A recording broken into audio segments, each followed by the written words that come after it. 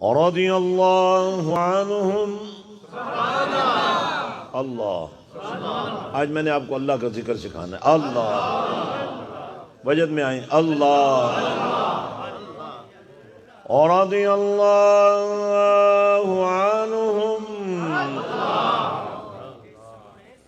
ورضوا عنہ.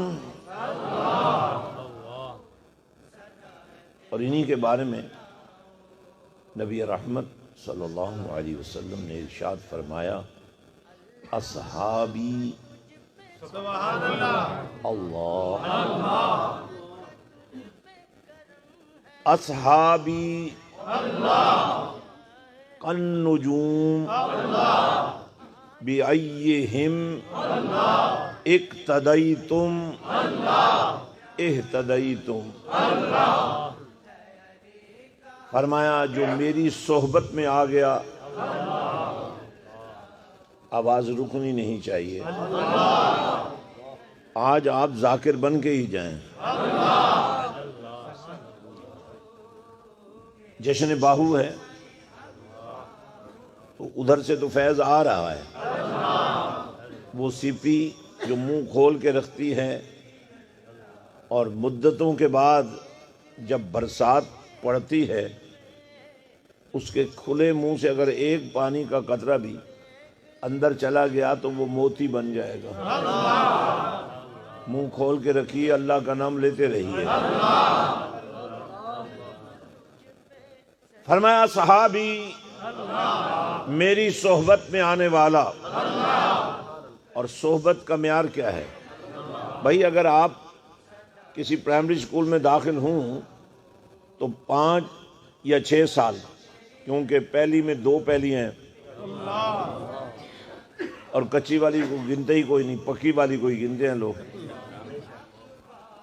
تو 6 سال میں آپ 5 جماعتیں پاس کر سکتے ہیں. اگر آپ نے ہائی اسکول میں داخلہ لے لیا تو مزید 5 سال لگ سکتے ہیں. اور اگر آپ نے کالج میں داخلہ لے لیا تو 2 سال اور لگ جائیں گے. اور پھر آپ یونیورسٹی میں گئے تو 4 سال 6 سال، اور پھر آپ نے اس کے بعد پی ایچ ڈی کرنا چاہتے تو یہ ایک سالوں کا حساب ہے. تو اب یہاں بات نبی کی ہو رہی ہے. ابھی تک آپ کا دل بولا نہیں ہے. خرچہ کر کے آئے ہیں،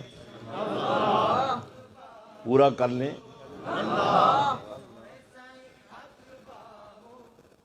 تو نبی یہ رحمت صلی اللہ علیہ وسلم نے فرمایا جو میری صحبت میں آ گیا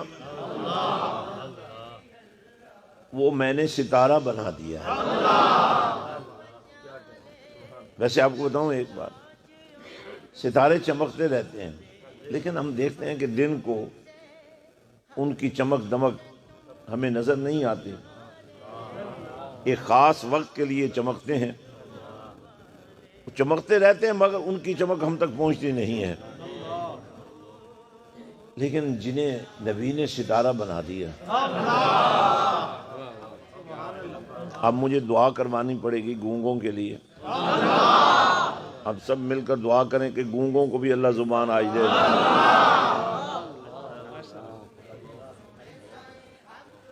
فرمایا صحابی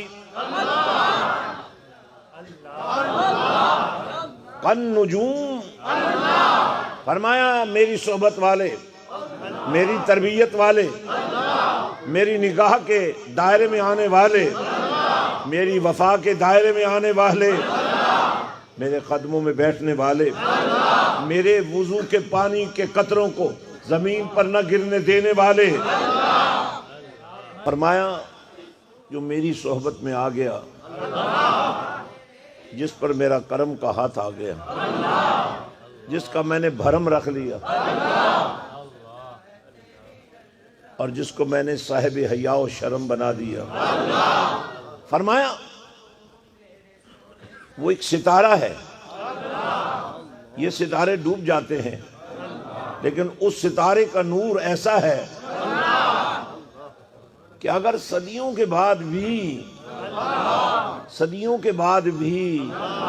کوئی ان کے پیچھے چل پڑے، ان کے ساتھ ہو جائے، ان کی اقتداء کر لے، صداقت کو مان لے، عدل و انصاف کو مان لے، شرم و حیا کو مان لے، تدبر اور علم اور حکمت کو مان لے، شہادت کے مقام کو مان لے، تو فرمایا ماننے والے کو صدیوں کے بعد بھی ان سے محبت رکھنے کی وجہ سے ہدایت مل جائے گی۔ بھئی ایک ہوتا ہے ثواب، ایک ہوتی ہے ہدایت۔ ثواب قبول بھی ہو جائے تو کبھی کبھی ایسا بھی ہوتا ہے، مثال کے طور پہ آپ نے غیبت کی تو آپ کی نیکیاں جس کی آپ نے غیبت کی اس کے گناہوں سے بدل گئیں اور آپ خالی ہاتھ رہے۔ آپ تو نمازیں پڑھتے رہے، آپ تو عبادتیں کرتے رہے، آپ تو ذکر و فکر کرتے رہے، آپ تو سجدے کرتے رہے، آپ تو تلاوتیں کرتے رہے، لیکن جب دیکھا تو نیکیوں کا پہاڑ بننے کی بجائے گناہوں کا بہت بڑا گناہ کھڑا ہے، اس لیے کہ آپ نے اوروں کے گناہ اپنے کھاتے میں ڈال لیے اور اپنی نیکیاں ان کو دے دیں۔ تو پتہ نہیں چلتا، بعض اوقات بندہ غافل ہوتا ہے اور غفلت میں بہت کچھ اس کے ہاتھ سے نکل جاتا ہے۔ عارفوں کے بادشاہ نے غفلت سے بچنے کا ایک نسخہ بتایا ہے جو آپ اس وقت اللہ اللہ کر رہے ہیں۔